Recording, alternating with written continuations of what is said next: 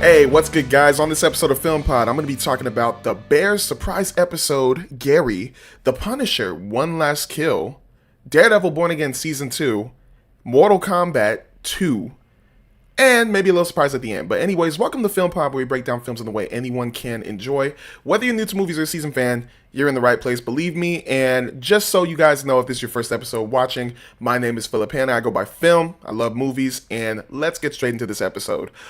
This was a very interesting week. It's been probably one of my favorite weeks so far. We got a new poster of Spider-Man Brand New Day, which I think is really cool. And we got also behind the scenes looks that was released all over Twitter and YouTube. If you guys haven't seen it yet, a lot of really cool shots. And apparently, movie's probably going to take place in the winter, which I think is going to be super cool. But not just that, guys, throughout this week, if you guys don't know, big, huge fan. I love Spider-Man, if you guys don't know him back at me, but I also love Batman.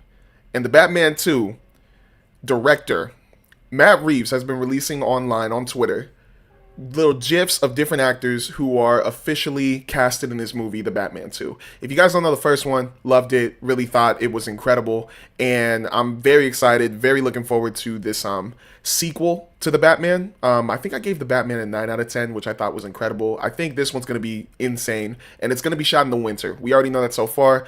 I don't want to get too into it. Right now, we know Sebastian Stan, Scarlett Johansson, Robert Pattinson, along with a lot of other actors who still in this week are still being confirmed for the movie. There's already a lot of star power, and I can't wait to see the final cast list, but this is going to be insane. And we still don't know who the villain is of this movie. We just know Batman's coming back. We know the Dents are in this movie, and I really think the Court of Owls is going to be a part of this. If the Court of Owls are a part of this version of the Batman, I'm going to go nuts. But I'm very excited. I think it's a cool week and a cool way to release who's going to be in your movie, in my opinion. Welcome to the show. He keeps posting stuff like that, but it's awesome, and it just gets me more excited for this movie coming out. But so far, that is all the movie news I have. I just want to say it out the way because I love Batman. But let's get into it with our first review, which is the Gary surprise episode right before The Bear Season 5 comes out. Now, guys, if you guys haven't seen The Bear is a show about a restaurant that is ran by some people that we've grown to love. And you probably would grow to love too if you watch the first season and then see how it goes so far. We are about to get into Season 5, which I believe comes out in a couple of weeks, but they released a surprise episode starring two characters that we love, which is played by Jon Bernthal and Ebon Moss-Bachrach. I hope I said that right. I apologize if I didn't. But Ebon plays a character in the show called Richie, and everybody loves Richie. I don't know how other people feel about it. Mainly, I hear a lot of good discourse about him, but I love Richie. And then there's another beloved character that we barely get to see, but then that's another cool thing. In a lot of episodes in The Bear, we get a lot of really good memories and flashbacks of this character named Michael, played by Jon Bernthal, who is the brother of the main character of the show, played by Jeremy Allen White, who plays Carmy, aka Carmen, in this show. But this episode basically starts off with Michael and Richie going to Gary, Indiana, hence the title Gary. And obviously the way it's shot looks so good. I love it kind of has a film grain to it that I love, but it's not just the way it's shot that I love. It seems so authentic too, but Ebon Moss-Bachrach and Jon Bernthal are such talented actors. The opening 10 minutes of the episode was honestly some of my favorite stuff they've shot in this show. I really, really, really love The Bear. Season 1, unbelievable, and so on, all the way to Season 4. Incredible stuff, but this right here felt so buddy, felt so fun, felt so authentic, and that's just a huge testament to Ebon and Jon. They're so good at acting, and I love how this is a flashback for Richie, and I'll get to that in the later part of this, but I feel so bad for Richie. I really do, because if you guys don't know, for you all who haven't seen The Bear yet, spoiler alert, Michael is dead during seasons 1 through 4 of The Bear. That is the whole reason why the character Carmy, played by Jeremy Allen White, is in charge of the restaurant that his brother was in charge of. And it's so nice to see how close him and Rich were in this episode of The Bear. And it was honestly super touching because, we all know everybody talks about how much they love Michael and how many good memories they had, but you don't truly get to see a lot of them sometimes. There was a really good episode that gave me a little bit of background. It's one of my favorite episodes with Lisa Colon Zayas. She plays Tina in this show, and it's an episode where pretty much Tina is trying to get a job and she's striking out everywhere. But finally, when she's just trying to get a bite to eat, she sits down and talks with Michael, and Michael gives her a job. But it's the conversation they have and like how hard things are, how hard life is for her, and it was just a touching moment of that. But this felt like that to me. Like this episode was just how close Rich and Michael were and how crazy these two are together. Like there are a lot of really good scenes that I love, and it just makes me love Rich more. But there was a scene in this and two scenes in this episode where Rich and Michael are stopping at different places. There's one when they stop to get a hot dog somewhere, and they're talking to the person who services them a hot dog, and they're just like, yeah, so how you doing? How you like working here? And then, they're just having a simple conversation. But because of those two and how like really incredible they are of acting, I don't even know. I didn't do my research, but I don't even. I wonder if that person who was working at the hot dog place was like actually working there, and if this was like a what's it called, an improv type of thing where they just told the two actors, Ebon and John, yo, just go order a hot dog and talk to the woman. Just do it. And that's how authentic it felt. Like it really did feel like that, and I thought that was a really cool scene. The scene where they go and stop to play basketball with some young kids, I thought was incredibly funny, because if you guys don't know, there's a clip that went viral online of John Bernthal playing basketball with some guys over at Venice Beach, and it was really cool to watch. He made a couple buckets, which I didn't expect, but John Bernthal is one of my favorite actors. Like he seems like such a genuine cool guy. I mean, from what I see, I know I can't really say anything else, but he seems so cool, so chill, so authentic, and I see that in a lot of the movies, TV shows like I've watched, like The Walking Dead. Like he has a certain thing to him, like The Punisher, like which we'll get to soon. Like he's just so cool, and like this character specifically, Michael, he's such an interesting character to me. But I always asked myself, like, what exactly was going on? Because it felt like to me that there was more than just like the struggles in the restaurant that was messing with him. Like there was definitely more. And this episode, I feel like really highlighted that a little bit more, and also highlighted like Rich and like what's his problem. Like there's a scene in Gary where Michael meets this woman, Sherry, played by Marion Ireland, and obviously they're connecting. This is at the point where they're still trying to do a job out in Gary, and they stop at a bar, and they're just doing what their characters do, being chaotic, being funny, being so like authentic. But there's a scene where, and don't even think of it so crazy, where Michael and Sherry go into the bathroom. They're chilling in the stall, literally just chilling in the stall, and Michael starts explaining like his mindset, explaining how he feels, explaining how exhausted he is, explaining like how hard things are in his life. And I'm just sitting there and I'm like, this is some of John Bernthal's best stuff. Like I'm feeling so bad for Michael. I'm feeling like this is like really the breaking point of getting close to what really led up to his inevitable death, that is still tragic. Even hearing that he died in, I believe it was episode 1 or 2 of season 1 of The Bear, was hard to like really get past, because with Carmi, everybody loves Carmi. I love Carmi, and hearing that he's running the restaurant because his brother died is like, oh my gosh, man. Like this show sometimes gives me vibes of The Pit too, and I just finished that also. But it's just so like crazy to see where it was heading. Like, and it sucks to see, but it's also a really good testament to how good John Bernthal is at acting.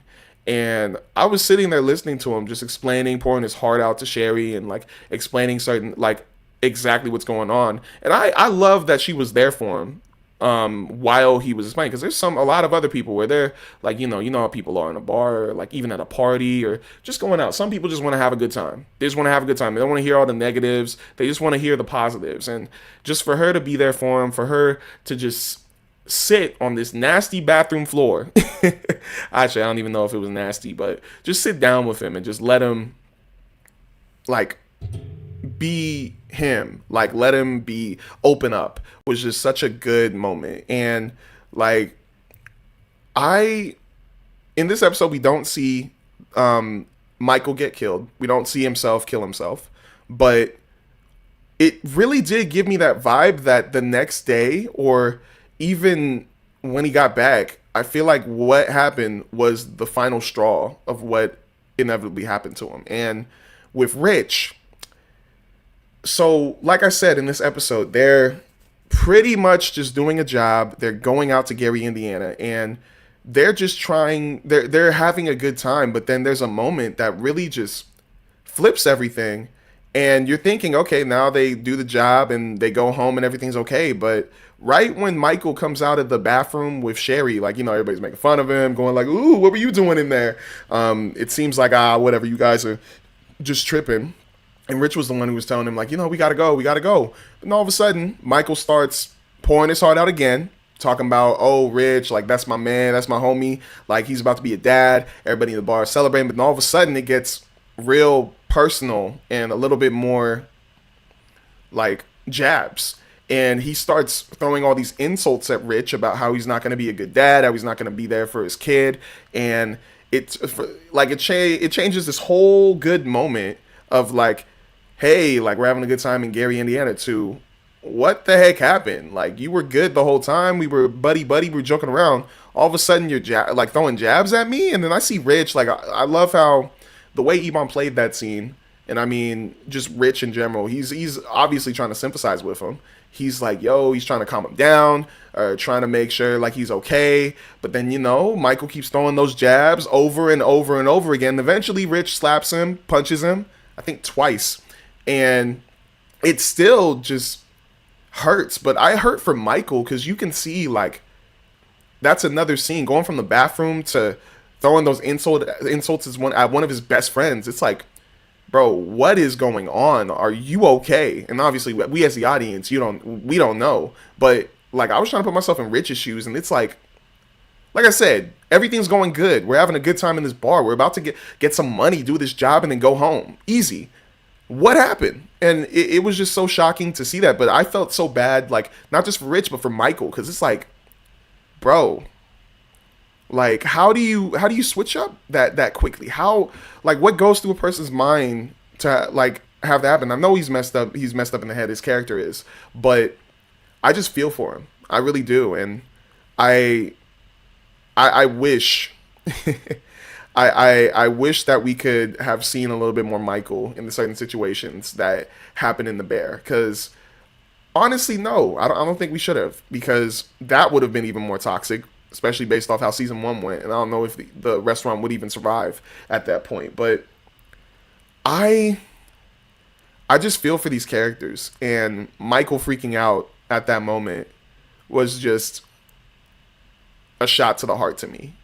And it's not like I hate the character. It's just that it's a shot that I didn't expect. And I thought it would die down when he saw Rich, because things were going so well.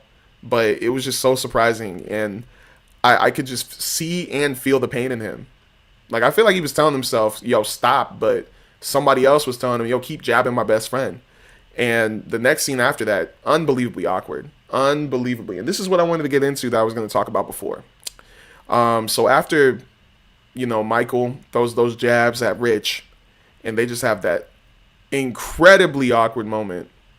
They end up going to do the job, transferring those goods, or I think they were buying goods and then bringing them back. But right when they finish the job and they're heading back home, early on, Rich had a CD that was like tunes that they could listen to on their ride out to Gary. And at first they played and it was good vibes, but then it switches up where Michael tries to put the CD in to try to, calm nerves, do like a truce peace offering type of thing. But when he inserts the CD in, and when it starts playing music a little bit, Rich right away ejects the CD and throws it out the window, like it's over. And I went, oh my gosh, man. Oh, I feel like that might have been the final straw. But what I love following that scene is they stop at the train, because there's a train going by, and their arc of this past situation that happened stops, and it fades into the current the present of how Rich is doing, and he's sitting there in his car. It's raining. He's at a train stop, and he definitely was probably thinking about it, especially seeing that train stop. And he looks at his seat. He's just reminiscing. Next thing you know, somebody's honking his horn because the train passes by. Yo, you gotta go. So Rich starts driving, and then bam, a car hits him, and that's how the episode ends. And instantly, obviously, I'm feeling this pain. Like, this episode started so well, and I'm thinking, like, I already knew something was going to happen, but I didn't think it was going to be this bad. And I feel like, low-key, Rich feels guilt. And I think that situation that played out in Gary was probably what he thinks was what set off Michael. And I feel incredibly even worse for Rich. Not just because he got hit by a car, too, but because that might have been one of their final moments. And what if, just what if that was really his final moments, he did not get to say a proper goodbye to his best friend. And that hurts, man. That really does hurt. And I think I really liked this episode. It was painful. Good to watch. Painful, obviously. But I really liked it for that. I really liked them giving us more insight into this character. And just letting us know, like, yo, this was my last time speaking with my homeboy. And I feel like I might have caused what was his inevitable death. And if that really was what he was thinking, I'm just taking a guess. That's just a theory. I don't know how the heck season 5 is starting, because to my knowledge, I don't remember Rich getting into a car crash in any of the seasons. I don't remember him talking about getting into a car crash. So if this is what's really going to start off season 5, holy crap. Like, we're already, like, that last episode in season 4, I was already like, oh my gosh, like, what is going to happen? Like, is the restaurant closing down? Like, is Carmi okay? Like, is it going to keep going? And then now we have this situation with Rich. If this is what opens it up, it's like, wow. But I really, really, really like Gary. And I highly recommend to the Bear fans, watch the episode. Please, if you don't, I don't know what you're on. I highly recommend it to a lot of people who like Marvel movies too, because a couple of these actors are starting to get into the Marvel Cinematic Universe. Like, Ebon plays the Thing, John Bernthal is the Punisher, Jeremy Allen White isn't in there yet, but we have Lisa plays Tina. She's going to be in Spider-Man Brand New Day. I really feel like she's going to be Peter Parker's neighbor, but there's so many other characters in this show that are just very talented. Like, Lionel Boyce was just in why am I messing up here? He was just in Project Hail Mary. Gillian Jacobs is in Invincible. Like, all these actors are just unbelievably talented. And I don't know, like, it's just something, I know I can't really say it's like a sleeper. It's a show that, like, is up and coming. Like, this show has been good. Like, I was seeing on a couple of people's posts that they stopped watching The Bear after season 2, which I think is ridiculous, but it's so good what journey we've been on to see, like, how they went from a whatever type of sandwich shop on the side of a road to a premier restaurant. And it's just insane to see where they came from and how it's going. And I honestly can't wait for season 5. But I would catch up if I were you guys.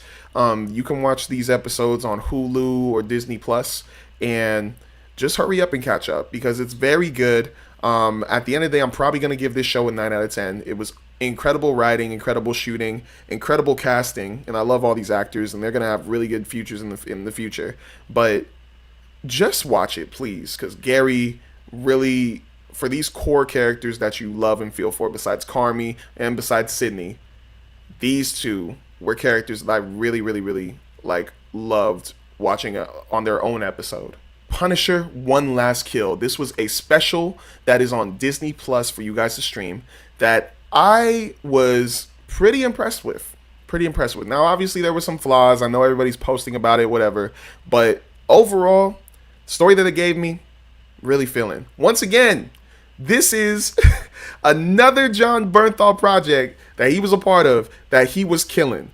My goodness. Like, when it comes to John Bernthal, I am so, impressed with his dedication to different projects. Like, I'm trying to remember the first thing I saw him in. I think it was him playing the Punisher in Daredevil. and then watching him play in King Richard, the coaches of the Williams sisters. After that, him being, I'm trying to remember another. I mean, The Walking Dead, obviously. I'm trying to think of something else that I've seen him in. I've seen him in a lot. I just can't remember it off the top of my head. But he's a talented actor, man, and he shows that. Like switching from Gary to this, like hearing how his voice changes, but then he's playing two messed up characters. Like Michael definitely had a lot of stuff going on that was messing with him in stinking the Gary episode that we saw on The Bear, and even just in The Bear, from what we were saying, he really was going through some stuff. But nothing tops him playing Frank Castle. And let me tell you something. My bad, that's a joke if you guys have seen, a stinking John Bernthal movie or anything. Let me tell you something. This man was really going for it as Frank Castle in The Punisher: One Last Kill. If you guys don't know, this is a special by itself, its own thing, a 40, 50-minute short film of just primarily The Punisher. And this is him living on his own. And I believe this is after he got out during Daredevil Born Again Season 1. And it's just him trying to live, man. That's what I thought it was. Bro, he's fighting major demons. He's on his own, living in the projects, going through it, drinking away, exercising to the point of exhaustion, hurting his body. And I'm thinking there's probably going to be more to it. But then there's a scene where he goes to his family's graves and he's sitting there, and on the walk even to there, the city is a mess. It is a mess. There's crime everywhere. There's messed up people committing terrible violent acts. And he's just walking through. And you're thinking maybe he's just doing it because he's probably not in the mood. But then this is what's me leading up to him being around his family's graves. He was going to kill himself. Yeah, that's how messed up he was. He was going to kill himself. And I was like, holy crap. How bad is it right now currently that you're just like, I'm just done, man? Like, he literally was just like, I can't do it anymore. And eventually, spoiler alert, he ends up not killing himself, which I'm very happy for. But while he's heading back, because I think the one thing too is he's trying to find a reason to live. And that's kind of what was messing me up, because I'm like, bro, he's been through so much. I was like, if that's what takes the cake, I'm like, holy crap, that's a crazy way to end it. But I don't know, man. Like, all of a sudden he goes back and he's heading home. He's like, I'm not going to end it. I'm going to just keep trying to find a reason to live. Next thing you know, there's a woman who apparently put a bounty out because he killed a whole bunch of people, part of the Ganucci or the Nucci family. And even still, he's standing there with the most like emotionless face, going like, okay, whatever. He goes into his apartment building and he's just laying there, sitting there, going through all these memories, all these different hallucinations. And eventually there's people that start attacking these projects. And the way it's shot was pretty cool. I was kind of iffy with some of the action shots that they had, but the gruesomeness that the Punisher started killing these people with was insane. Insane. I don't know what it is. Whenever he does that grunt, when he's like, or something like that, my bad, that was probably loud in the mic, but it creeps me out.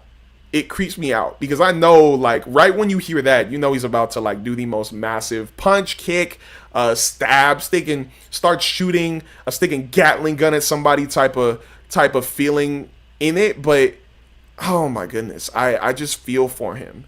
And I don't know if there's ever going to be a movie where I'm not going to feel bad for John Bernthal's character that he's playing. Because every time, man, something bad is always going on. Always with his characters. It stresses me out. But the short film was really cool. I really like the way it was shot. I really love, it was giving me a little bit of Judge Dredd vibes of the futuristic version of Judge Dredd, though. The 2000, I want to say 14 or 15 movie, not the one with Sylvester Stallone, but it was like the whole them going up the projects and fighting their way through to get to a certain type of person, except this was him fighting down out into the streets projects type of thing with the Punisher. And I really liked it, but I really liked also that this showed us more of how much he still regrets or feels guilty for the deaths of his family. And once again, I feel for him, man. I feel for him. Like Frank Castle, ever since Daredevil, I've always loved Frank Castle. Always. Like, especially John Bernthal's version, because I know there was another version of the Punisher that was out um, on Netflix. Or not even Netflix. They might have the version on Disney Plus now. I never got to watch it, but I heard that one's really good. But the TV show for season 1 of Punisher is so good. I'm almost done with season 2. But he is such an interesting character. He's such a cool character. And he's a dude you really want to root for. Not just because it's John Bernthal, but because it's a dude who just wants justice for people. Who wants to punish those who are doing evil. And it almost seems like he had his own version of being born again in this special. Like, in Daredevil Born Again season 1, he had his moments, but I feel like he was still on edge. Still, like, kind of trying to quit, kind of not trying to be there. But this one feels like it brought him back out because it gave him a reason to keep fighting. Earlier in the special, there was a family who runs a sandwich shop or a bodega in the area. And obviously there were some people causing trouble, messing with them in this little area because that's how bad crime has gotten. But it looks like he goes there almost once or twice a week. It didn't really give us that information, but he obviously has their attention. Like the daughter who was the father, or the daughter is the, I don't even know how to explain it. Just there was a daughter in the sandwich shop. Her father owns it. And she obviously knows who Frank Castle is. She keeps seeing him every single time. But when Frank Castle saves them, it was a very touching scene to see her thank him and then give him a colored rose type of thing to him. And it was just a very good moment because going from almost killing yourself to getting another reason to live was a really good scene. And I think that is something that just brings him back. And I think this goes into Spider-Man Brand New Day. I think it does because I know a while ago there was an announcement of a character that I honestly didn't know who he was going to be, if he was going to be a villain or if he was just going to be, what's it called? If he was going to be like a side character. I think now he is a side character, and that's Andre Royo. It was announced that he's going to be in Spider-Man Brand New Day, and he happens to play the dad, Dre, in this short film episode of The Punisher. And he was the father of the daughter who gave the Punisher that rose. And it's just so nice that those two, I want to see if they're going to play an impact on these heroes right now. Like the Punisher came back because of this. Maybe Dre is going to play a part in helping out Peter Parker on his lowest. But I thought that was really cool that he was in this. And I think this leads into Spider-Man Brand New Day. So I just want to see how this plays into it. And I don't know, man. This was John Bernthal, man. I don't know. Every time I watch him, bro, you make me feel so bad for you. I want to enjoy stuff. I do enjoy stuff, but I feel way more pain when it comes to the stuff he's doing. But I was impressed with it. Fighting was pretty cool. The rage scenes where he's shooting at people really cool. But I was way more impressed with the moments of him going through his PTSD, going to his family's graves, and then explaining why he's tired and done, and then having a reason to live, to keep fighting on for the people. But yeah, I would highly recommend you guys watch this if you guys have seen the Netflix show. If you guys have only seen the Netflix shows, this is definitely something you need to watch. If you haven't seen Marvel stuff, this would be a good thing to watch, especially if you're a fan of army movies. I feel like you'd watch this because there's a lot of times I used to watch a lot of like military, like army, like save, do a certain mission, get out of it, a lot of carnage, whatever, because I thought it was cool.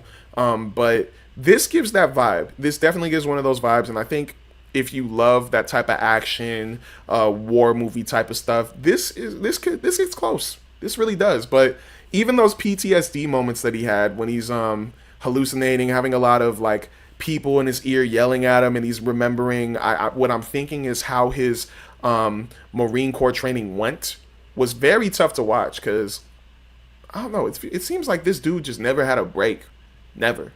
And once again, I feel bad for him, but I would watch this if I were you guys. And I'm gonna give this a 7 out of 10, a high 7 out of 10. I was gonna give it an 8, but I just needed more. I needed more, and I know it sucks to say because I'm praising it, but I really wanted a little bit more. I really did, but definitely very interesting. I love the trend that Marvel's going on right now with how they're releasing their stuff. It's so cool to go from Daredevil Born Again to this, and then to eventually Spider-Man Brand New Day. I don't even know if we have anything else after that. I know Vision Quest and then Avengers Doomsday, but they're on a really good roll, especially Wonder Man before that too. But Marvel's doing a very good job. Keep it up. And the street level stuff that we're like watching, unbelievable. Keep it up. But definitely watch this, guys, for real. It was good and it was easy to watch. So take 40, 50 minutes out of your life and check it out. It's been a really good trendy. We went from Gary to the Punisher, had our little John Bernthal type of moment there. Now we're going on to another Marvel project that we had going on. That was Daredevil Born Again Season 2. I didn't get to talk about the finale last week because I recorded the episodes a little bit earlier and waited, eventually watched it, and I was good. But that last episode of Daredevil Born Again Season 2, The Southern Cross, was unbelievable. I have had a weird relationship with Daredevil.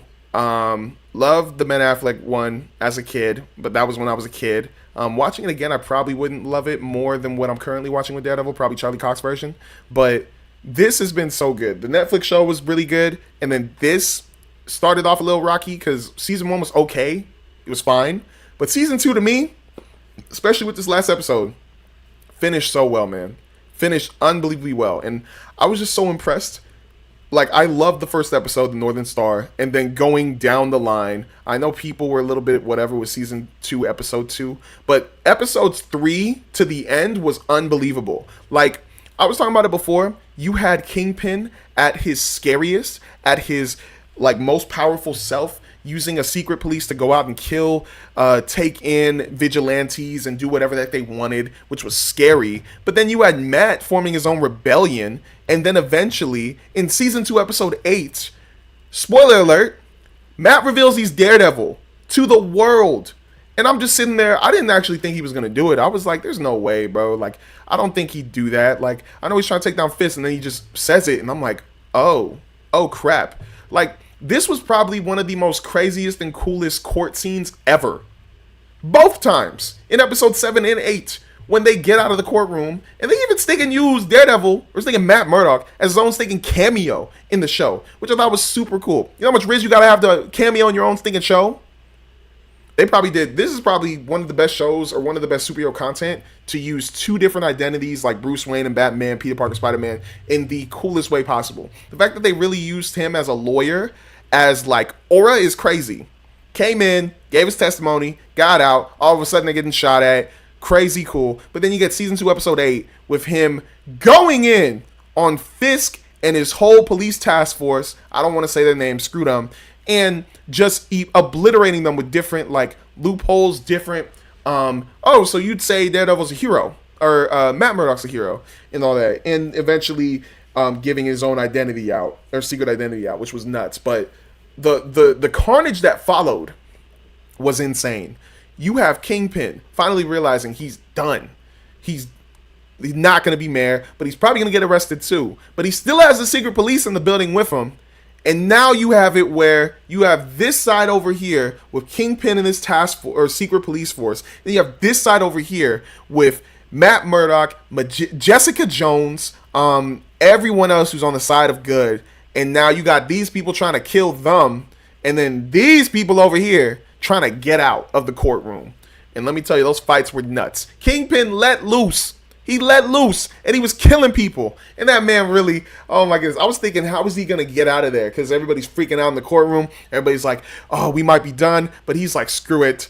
Opens up the courtroom doors and says, boo! And then punches the heck out of one of the protesters. And he just goes on a rampage, killing hella people in the most nastiest ways. There was a scene where he did a whole Bane thing, except he pushed somebody's body into a pillar, and it cut in half. And I was like, oh, I'm not going to lie. Y'all might want to cut the protest. He ain't playing around. He's killing people left and right. And it just leads all the way to them going to the front with Matt and Daredevil's team down below, while Kingpin's throwing people off the stinking staircase, off the stinking railings and stuff. And eventually gives us such a cool scene of Daredevil and Kingpin finally realizing that he lost and it might be over. But just letting y'all know, we have a season 3 coming out. There is a season 3 that is being filmed. I don't know if actually it stopped yet or not, but it's being filmed, and we're getting another one. But I'm very excited. I don't know what's going to happen, but I do think what currently happened plays a part in Spider-Man Brand New Day. I know I keep mentioning that stuff. I know I do, but it's just... Spoiler alert. Matt ends up in jail because secret identity's out, has to face the crimes of him being Daredevil. He is in jail. I forgot which jail he's in, but he is in jail. And if you guys remember from the Spider-Man Brand New Day trailer, Peter Parker tries to stop a tank that crashes into a jail. A jail. And if we remember who he was fighting in jail, he was fighting the Hand in the trailer. Now, I kept hearing from people over and over again, and I'm not trying to do the whole, I'm going to ask Charlie Cox if he's in Spider-Man Brand New Day. I 99.9% believe that Charlie Cox is in Spider-Man Brand New Day. I don't think he wouldn't be in Spider-Man Brand New Day. If the Hand is in Spider-Man Brand New Day, he should be in Spider-Man Brand New Day. But why else would the Hand be in jail fighting Spider-Man for any other reason if it's not to try to kill Daredevil in a jail cell? Daredevil Born Again Season 2, Episode 8 ends with him being in a jail cell. The Hand is in the trailer for Spider-Man Brand New Day. In jail cells. This has got to be the biggest, you're in the movie I've ever seen. And I would love that. I would love it because I need to see more Spider-Man and Daredevil together. It was so cool to see him in the classic Spider-Man cartoon in the 90s, both working together, helping each other out. It was super cool to see it in Your Friendly Neighborhood Spider-Man, and it's really cool to see it for that first time in Spider-Man No Way Home. That, I didn't even expect that. I was going nuts in my theater when I saw Matt pull up with the stinging cane. I was like, that's Daredevil's cane. But that is exactly why we need more of that. Like, this street level stuff is so cool. And if that's where they're going with Spider-Man Brand New Day and so on, keep it up. People are saying good stuff about this stuff. You have Wonder Man, 9 out of 10. You have Daredevil Born Again Season 2, 9 out of 10. I'm giving it a 9 out of 10. That was incredible. Then you have The Punisher, One Last Kill, a week after the last episode came out. I'm giving it a 7 out of 10, but people love it. It was so good, and it's a high 7 out of 10. Keep this trend up. And after, we're following it up with Spider-Man Brand New Day. Bro, Marvel is on a roll. A really good roll right now, and y'all got to get on the bus. If Daredevil really is in Spider-Man Brand New Day, obviously you guys should watch this, but I'm not even just trying to say because it's Spider-Man this, Spider-Man that, you should watch it. Charlie Cox did such a good job in this show. The way the story went with this season, unbelievable. The fact that Bullseye was one of the villains you were trying to sympathize, my bad. I can't speak right now for some reason. But he turns into a good character for some reason. A really interesting character. Again, he's been an interesting character since Daredevil Season 2 and 3. Or Season 3, my bad. But everybody was interesting. Karen had a really cool arc. I'm trying to think of all the other characters. Blake's character had a really good arc. I'm sad he's dead, but he was incredible in this season. Buck, Kingpin's henchman, such an interesting character. He was shot. I think he's gonna be back in Season 3. His character is somebody I'm really liking. Daniel Blake, my bad. Sheila Rivera, we saw her in the trailer for Spider-Man Brand New Day. She's probably gonna take care of the mayor take over the mayor position of New York. After Kingpin's gone. Her character was interesting. BB was interesting. Powell, I hate him, but he was interesting. He's also in jail with Daredevil. My goodness. Spider-Man, I need you to give him that 1-2 piece combo. Like from KFC when you see him. I need you to beat his butt. Kristen was very cool. She's always been a cool character. I'm still shook that she already knew that Matt was sticking Daredevil. But everybody, all of these side characters that were being built up in, what was it, Season 1 of Daredevil Born Again. All of their stuff, when people were saying they're boring, when people were saying like nothing's really going with it, they all played a key role in this season. Heather Glenn, at first everybody's like, we love her, and then all of a sudden they hate her. I thought she was super cool in Season 1. Season 2, she was getting on my nerves in a good way, but we know she's going to play a bigger part in the future, especially in Season 3. I really think she's going to be a vigilante. I really think she is, but she's going to be a bad one. Vanessa Fisk, definitely one of the highlights of the season. Unbelievably good. Unbelievably very well told story. Loved the origin episode of us seeing how her and Fisk met and her inevitable death I already knew she was dying because they showed a lot of her in season 2. But that was a very good episode because then we all were scared of what Kingpin was going to do. And man, was it right for us to be scared because he really let loose. He was a scary man. But all of these characters played a key role, especially Cole North. Cole North and Angela. Like, every character done very well. Wilson Bethel killed it as stinking Bullseye. Like, you can't go down this line without saying every character here didn't play a key role in this. But this season, without a doubt, 9 out of 10. Loved it. It's close to a 10 out of 10. Like, I was very impressed with this season. And I can't wait to see how season 3, what the heck is going to happen in there. Because at the end of season 2, like I said, Jessica Jones was there.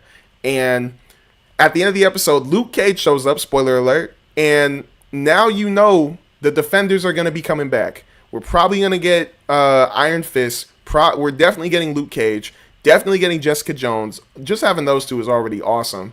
But if you get the Defenders all back together to fight off whatever type of evil is coming to New York, maybe Fist comes back and now he's the full-on mob boss that he is. That is incredible. That is insane. And I hope it happens.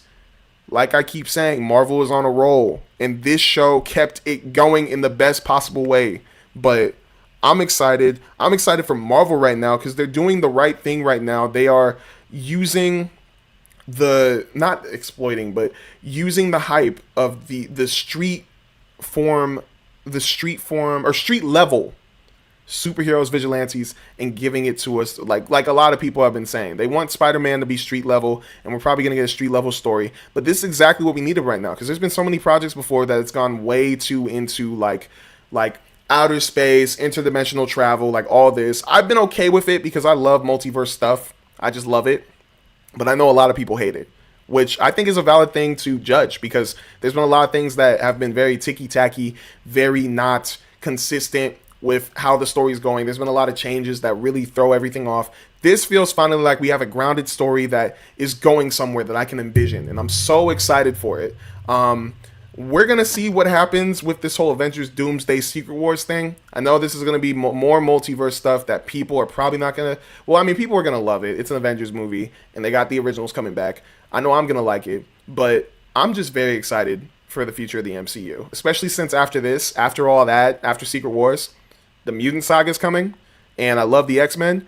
But imagine if they give us a little bit of street-level X-Men stuff with the mix of Daredevil, Spider-Man, all this. Like, there's so many theories you can go off of, especially with Wonder Man. Like, I think Wonder Man played a key role in that. But this is continuing the trend so well. I hope they link more stuff together, more actors, more everything, superheroes, vigilantes, villains, whatever, together. And like I said, I'm excited for the MCU. But I highly recommend if you guys are fans of the MCU, if you guys are fans of criminal shows like Criminal Minds, whatever, watch this. If you guys are fans of these actors, Charlie Cox, Vincent D'Onofrio, Artie Fruition, Michael Gandolfini, Sabrina Guevara, Janaea Walton, all these actors, they're once again a cast of people who I think are going to have very good careers in the future.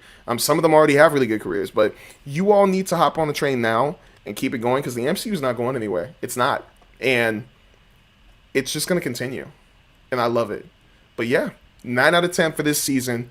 Definitely watch it too if you're a Daredevils fan. All right, guys, on to our last and final review, which is going to be on Mortal Kombat 2. Yes, I saw the movie. I saw it on Friday, and this was interesting. If you guys don't know, I'm not the greatest Mortal Kombat fighter when it comes to the video games. I actually suck at fighting games.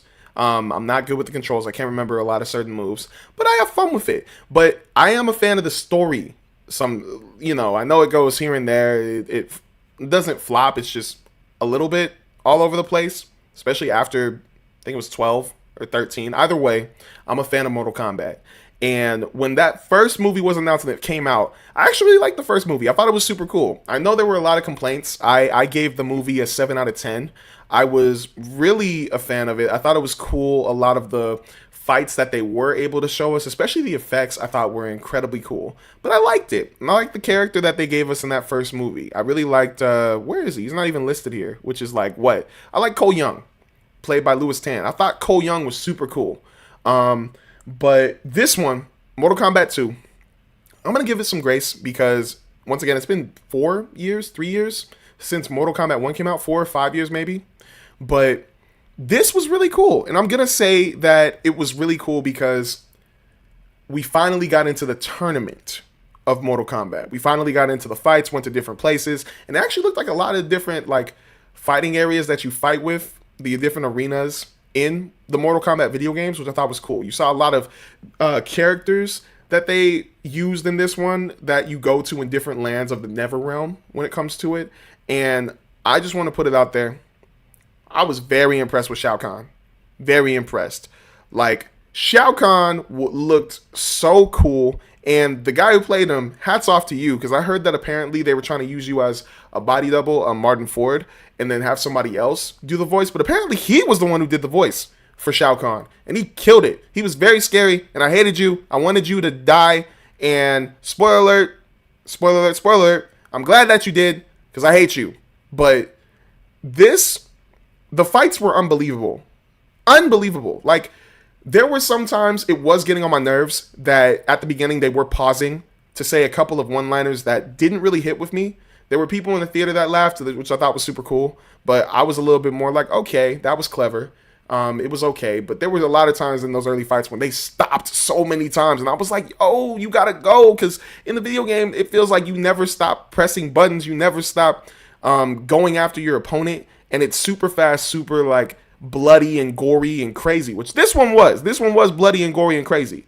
But I wish, and that would probably be one of my only complaints, besides the one-liner thing, I just wish that those early on fights were just boom, boom, boom, boom, boom, over and over again. But I was still very impressed. I was very impressed with the costumes. I was very impressed with the fights that happened later, especially where they went. But it was really cool. I got mad in the theater when they killed off Cole Young. Got very mad because I thought, once again, I thought he was a dude who was really cool. I was very excited to see what he was going to do in this one, see who he gets to fight, and eventually if I feel like he probably would have died a little later, but I thought it would take a little bit of time. But he died very early on from Shao Kahn, and I was like, dang it, bro. Dang it. I thought Cole Young was cool, but... now let's get to one of the newest characters that was introduced. One of my favorite characters in Mortal Kombat, played by Karl Urban, Johnny Cage.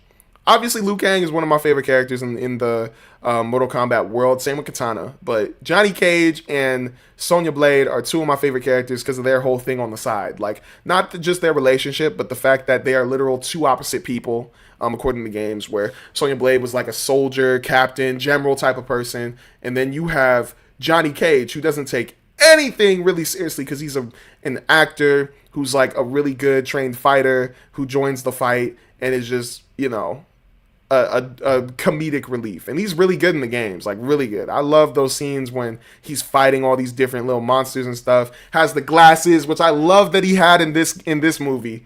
If he didn't have the glasses, I would have been like, yeah, this movie's a joke. I'm playing. It still would have been pretty cool to me. But I was very iffy with Karl Urban's version of Johnny Cage. I was very iffy.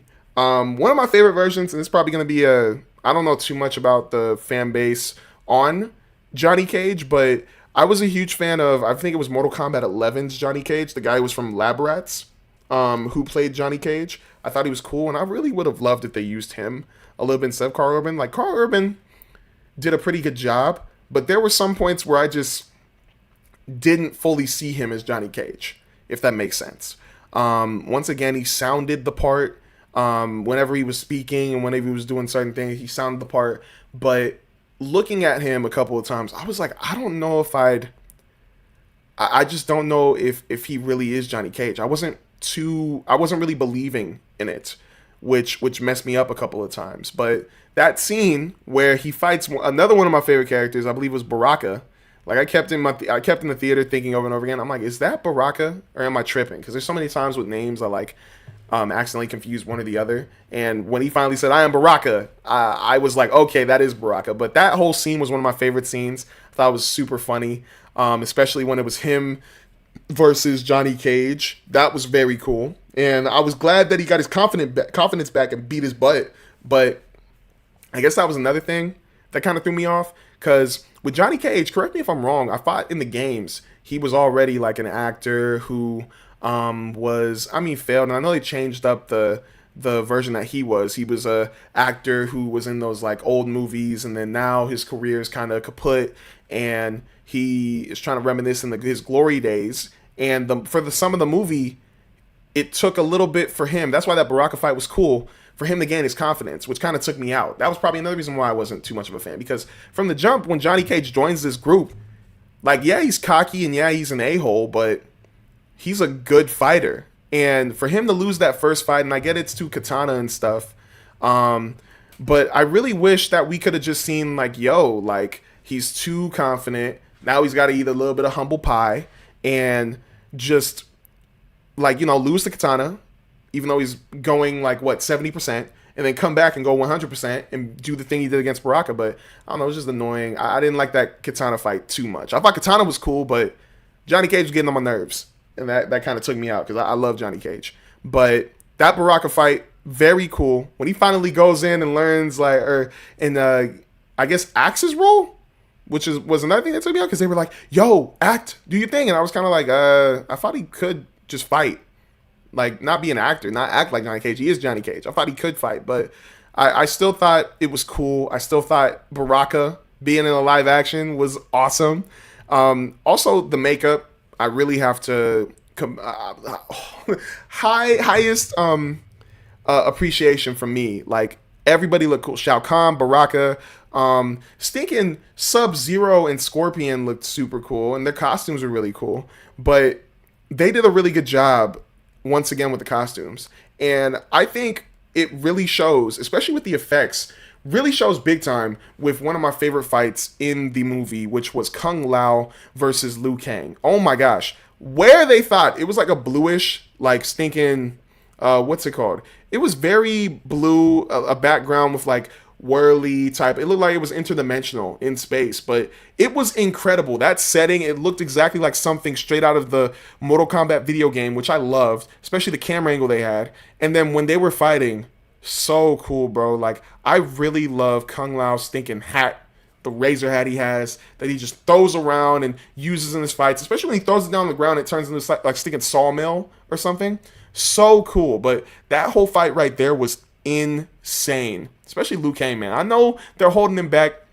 I don't know how long it's going to take for them to make a third Mortal Kombat movie, but I really need to see what is going on with Liu Kang, because that was another thing, like, I'm a little bit iffy on, because to me, I thought they would do a little bit more of Liu Kang is the main character type of thing, but they started with Cole Young, and I didn't hate that, because I thought it was a cool introduction. Then they go from Cole Young to stinking Johnny Cage, which kind of let me down, especially the way they told the story. And then now, at the end, Liu Kang disappears after he beats the crap in the worst way out of Kung Lao, and he just goes off, and then it doesn't return. And I'm like, what happened to him? I mean, I know in the games, like, I don't want to spoil it, but there's something that happens. But I kind of was a little bit like, well, that was weird.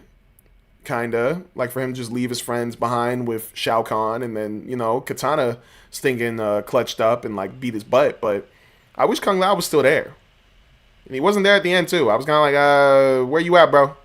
Where you at? But I still think this movie accomplished what it needed to. The fights were better than the first one, I will admit, and it was cooler. But there were some certain pathways they went on the story that just didn't fully hit with me.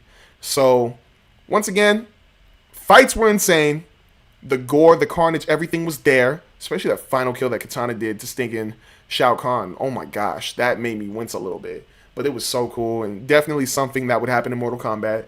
And I was impressed with that. But yeah, story, not fully there for me. But hey, that's not the point. Mortal Kombat is all about stinking fights. That is one thing that I love about it. I think it's the best fighting game, even though I suck at fighting games, but I think it's the best. Like, I think there's so many times my friends, whenever a Mortal Kombat game would come out, the number one thing they would search first is fatality compilation. And we just see all the new fatalities they have in the most creative ways, and I think that's the coolest thing. I know Injustice is another one that I love watching. They're not really fatalities, they're just like finishing moves, but that's another one I love watching sometimes. But the Mortal Kombat ones, so cool, so creative, so nasty. Something's wrong with me. I'm just playing now, but I love Mortal Kombat. And if you guys are Mortal Kombat fans, 1000% suggest you guys go see this movie, because there's a lot of fans that I know that were really praising it, really going into it like true fans, saying like this is incredible. And I think that as long as you love like this mystical type of stuff, the fighting, action adventure, like this is the movie for you, especially currently. It's still out in theaters. Definitely have time to watch it, but I think you guys would really love it. I think you would, and honestly, it probably looked really cool in IMAX too, because it was very colorful, very, it was shot very well too, which I definitely was impressed with. I didn't expect that. I know with camera angles and stuff, probably should be a number one thing, especially for a fighting movie where you want to have good angles of what they're doing and really creative angles, try to change the game up. But it was pretty impressive. But I would recommend it to you guys. Definitely go check it out if you guys have the time. And I'm going to give this a high 6 out of 10 because I still wasn't a full-on fan of it, but I thought it was still really cool. So I'm going to give it a high 6 out of 10. Still recommend it to you guys, especially if you love fighting stuff. All right, if you guys have made it this far in the episode, we are going to get to my section where I talk about what I've been watching real quick, if I haven't really finished it or what I am currently finishing or watching. But guys, I'm going to list out some stuff. I'm going to try to get to it because I know this episode's already pretty long, but I have 5 things I've been watching lately. 5 things. There's one I really want to talk about because I actually did finish the season currently, but I didn't have time to do a whole segment on its own, and honestly it's something from the past. But these things I've been watching: Beef Season 2, Jessica Jones, Regretting You, Insecure Season 1, and My Adventures with Superman Season 2. Just to get 2 things that I finished up out the way, I have finished Jessica Jones Season 1, and I have finished My Adventures with Superman Season 2. I finished Regretting You, but there's not really too much with that. Like, Regretting You was a... If you guys love romance movies, like cheesy, romantic, like not like super going for the Oscar type movies, this one's it. Like that one, I wasn't too impressed with. It was kind of getting on my nerves, but it felt like it was nice to watch if you just wanted to put something on. Dave Franco's in it, which I loved, but I don't have too much to say about it. But I finished the movie and I was like, okay, this is just a romantic AMC ad. That's what I kind of took from it. But if you guys love that, go watch it. I finished My Adventures with Superman Season 2 to prepare for My Adventures with Superman Season 3 that's going to come out soon. And at first, Season 1 I really liked. Season 2, it took me a second. I wasn't too crazy of a fan of it. At the start, I was like, okay, this is interesting. But those last 3 episodes with Brainiac, with Supergirl, with Kara, and with Superman and all that was really cool. I was actually very impressed, especially when how they beat Brainiac and everything. I thought it was super cool, and it made me more excited for Season 3 that's coming out soon. But if you guys are Superman fans, definitely watch the show. It definitely gives off a lot of vibes from the movie that recently came out, Superman, James Gunn's Superman, and I'm honestly impressed with it. But Season 2, I was very impressed towards the end, and I'm gonna give it a 7 out of 10. I was very cool with it. With Regretting You, I'm giving that like a 5 out of 10, like a low 5. I wasn't that impressed. But the one thing I really want to talk about on here was Jessica Jones. I just finished Season 1 of Jessica Jones, and I think Jessica Jones might be one of my favorite superheroes now. Like, if you guys don't know what Jessica Jones is, and once again, I know there's been a trend here. I talked about The Punisher with John Bernthal. I talked about Daredevil Run Again with Charlie Cox. But I guess when she showed up and how people talk about her character and stuff, I always had curiosity, and I never really knew like who she is, how she's this strong, what her powers are. I just thought she seemed like an investigative person. I watched the show. That is instantly what she gives you. She's apparently a private investigator who is super powered, uses her powers in a good way for the most part. But the thing that got me is, for some reason at the start of the first episode, there is something that is messing with her, that's messing with her sleep, that I was always curious about. I didn't know if it was her powers, but then there was a scene where, in that first episode, a guy licked her, and I was like, who is this? And if that's the villain, this is like a Freddy Krueger type of villain. Like, he's just messing with her in her sleep. But I was just curious, like, who is this person? Why is this messing with her? Like, she seems like nothing can touch her, but this guy really has a hold over her.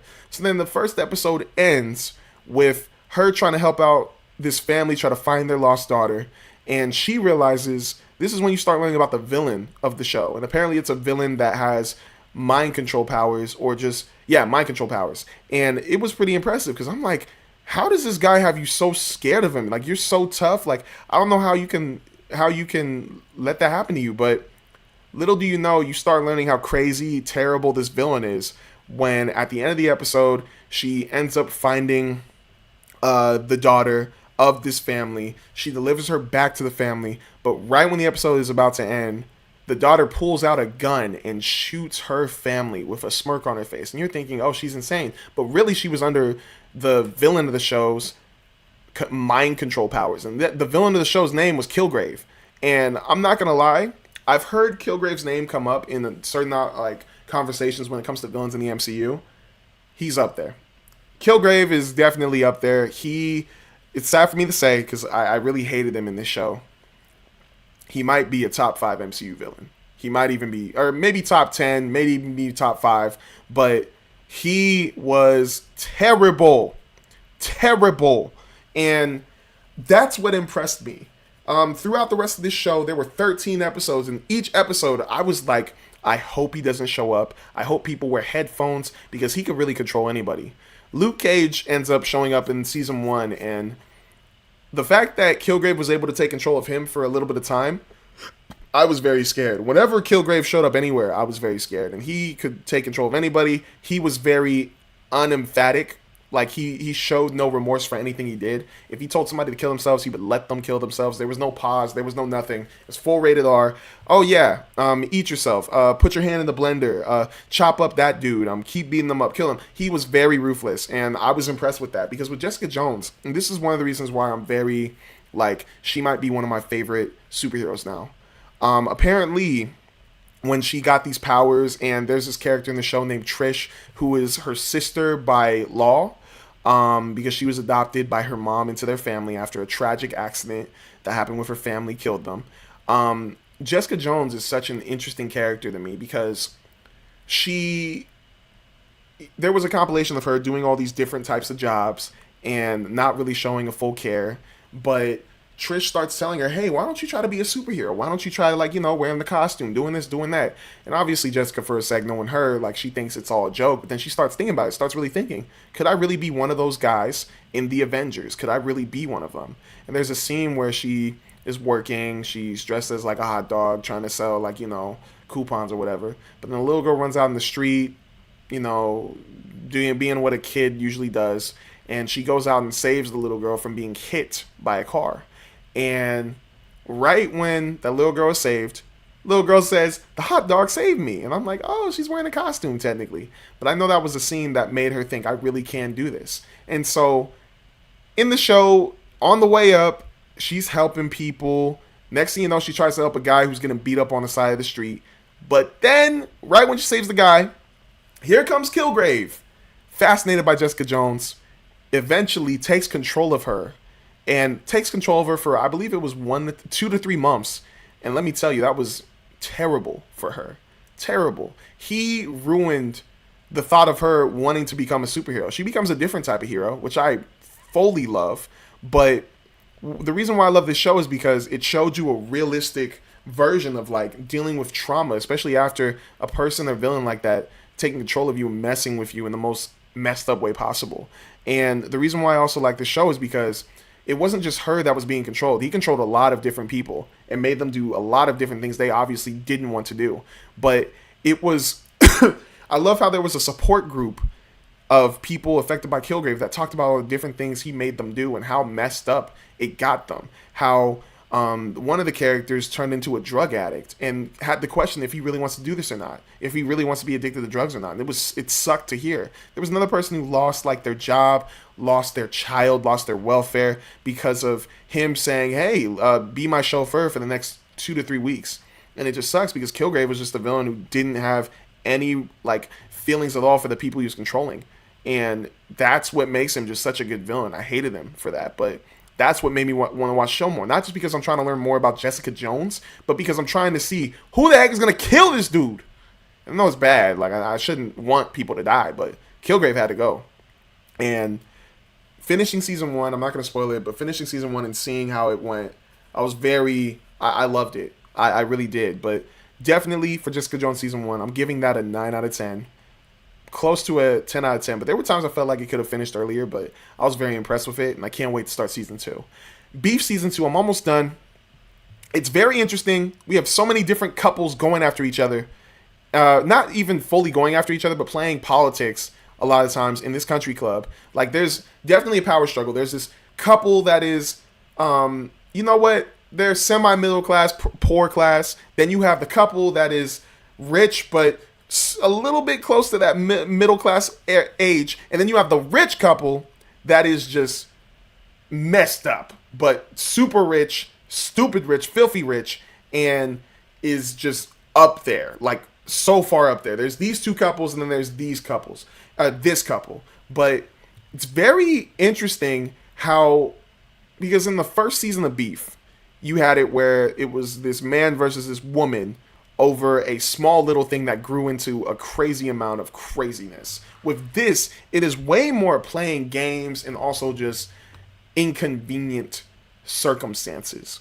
And let me tell you, the current situation that just happened, man, oh man, I was like, y'all all just terrible people. I mean, it's tough to say they're all terrible people because there's a couple of them that actually, well, not a couple.